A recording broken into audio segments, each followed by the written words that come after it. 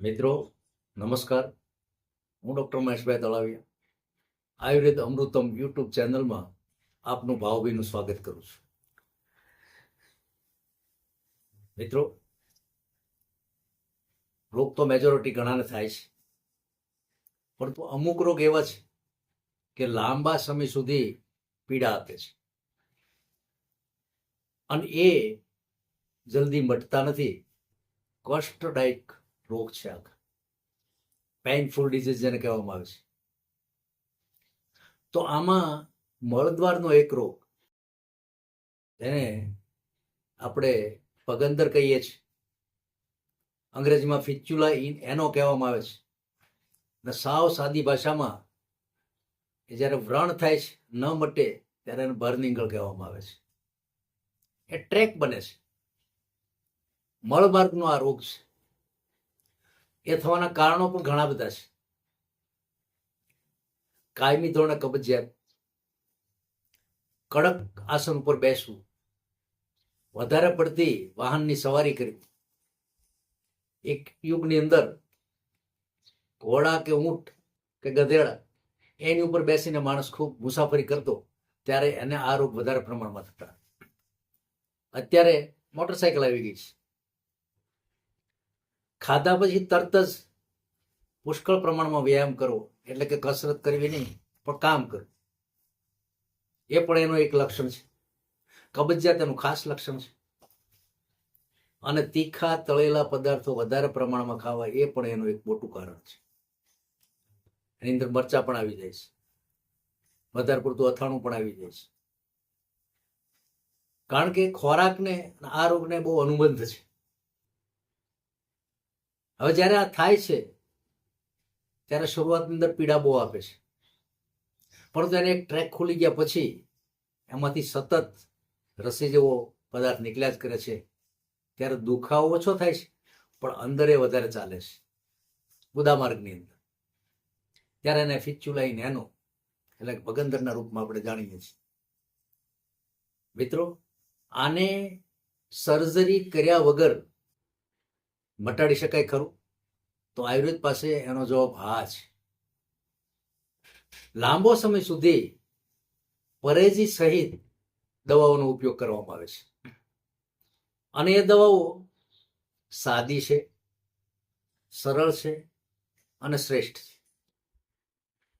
મિત્રો, એવી દવાઓની અંદર માત્ર ને માત્ર પગંદરના દર્દીઓએ ત્રિફળા ગુગળ સાથે આરોગ્યવર્ધિની, એની સાથે નવકાર્ષિક ગુગળ કે કાચનાર ગુગળ, આ બધી પસંદગી કરવી પડે છે.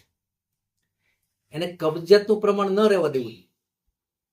જો ત્રિફળા ગુગળની આપણે વાત કરીએ તો માત્ર એકલો ત્રિફળા ગુગળ 6 મહિના સુધી લેવાથી દર્દી આ રોગમાંથી કાયમી મુક્ત થાય છે. 2 ગોળી સવારે, 2 ગોળી સાંજે, 2 ગોળી બપોરના, જેમાં પછી અડધો કલાકે અથવા તો ભૂખ્યા પેટે અડધો કલાકે. ભૂખ્યા પેટે બહુ સરસ કામ આપે છે. મિત્રો, એવું આરોગ્યવર્ધિનું છે. આરોગ્યવર્ધિની એક 18 પ્રકારના કુષ્ઠોની અંદર કામ લાગે છે. આ એક રોગ કુષ્ઠનું એક રૂપ છે. તો જ્યારે કુષ્ઠ થાય છે ત્યારે આરોગ્યવર્ધિની પ્રથમ સ્થાને છે. એ પણ 2 ગોળી સવારે અને 2 ગોળી સાંજે લેવાથી રક્તની શુદ્ધિ થાય છે. આમાં દૂષિત રક્ત હોય છે. હવે જ્યારે એનો સોજો એ ઉતારવા માટે શ્રેષ્ઠમાં શ્રેષ્ઠ મેડિસિન હોય તો એ કાંચનાર ગુગળ છે. મિત્રો, કાંચનાર એ અંદરથી સોજો ઘટાડે છે અને પાક પણ કંઈક ઓછો કરે છે, અને એનો માર્ગ સાંકડો થતો જાય છે, એમ રૂઝાવાની પ્રક્રિયા વધારે થતી જાય છે. મિત્રો, એમાં એક પૂરણ કરવાનું એક તેલ સરસ મજાનું આવે છે, અને એ છે જાત્યાદી તેલ. જાત્યાદી તેલના ક્રૂની અંદર એ બોળી અને ઊંડે સુધી યત્નપૂર્વક મૂકવામાં આવે રોજે રોજ, તો માત્ર 15 દિવસની અંદર એની રૂઝાવાની પ્રક્રિયા ઘણી બધી વહેલી થઈ જાય છે. મિત્રો, ખાવાની અંદર તો મેં તમને કીધું પરેજી પુષ્કળ રાખવી પડે છે. આવા દર્દીઓએ ખાસ કરીને દહીં, છાશ એનો વિશેષ ઉપયોગ કરવો પડે. લીંબુ પણ સારું ખૂબ, ફળમાં સફરજન, મોસંબી એ પણ ખૂબ સારા, પરંતુ ગળ પણ એ ઓછું લેવું જોઈએ, તેલી પદાર્થ ઓછા લેવા જોઈએ. અને જેમ બને જો કોઈ વજનવાળી વ્યક્તિ હોય તો એને વજન એ મેદ ઘટાડવાની મોટામાં મોટી કોશિશ કરવી.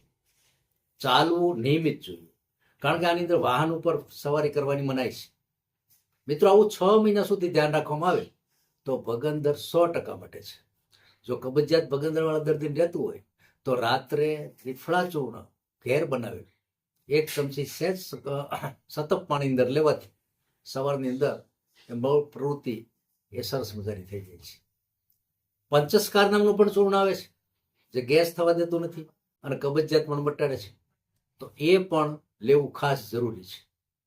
મિત્રો, આ બધા પ્રયોગો છે ને વૈદ્યની દેખરેખ નીચે કરવાથી ભગંદર હોય તો પછી આની આ દવા એ અર્શ રોગની અંદર પણ આપવામાં આવે છે. ખૂબ સારા પરિણામ મળે છે. અને આ ક્ષારસૂત્ર આના માટે ધી બેસ્ટ ટ્રીટમેન્ટ આયુર્વેદ બતાવેલી છે. ક્ષારસૂત્ર એક જાતનું ક્ષસ્ત્ર કર્મ છે જે ક્ષારીયુક્ત ધાગા દોરા કરી અને એને અંદર પરોવી અને ગાંઠ મારી અને પછી નિયમિત 21 દિવસે 20 દિવસે દોરો બદલાવવો પડે છે. 3-4 મહિનાની અંદર ભગંદર એ દવા વિના પણ મટી જાય છે. તો આ બધા એના પ્રયોગો છે. સર્જરી કરાવવાની કોઈ જરૂર નથી. માત્ર પરેજી અને આયુર્વેદની દવા સાથે તમે નિયમિત પરેજી પાળો તો આ રોગ ચોક્કસ મટે છે. ઓમ શાંતિ, જય ધન્વંતરી.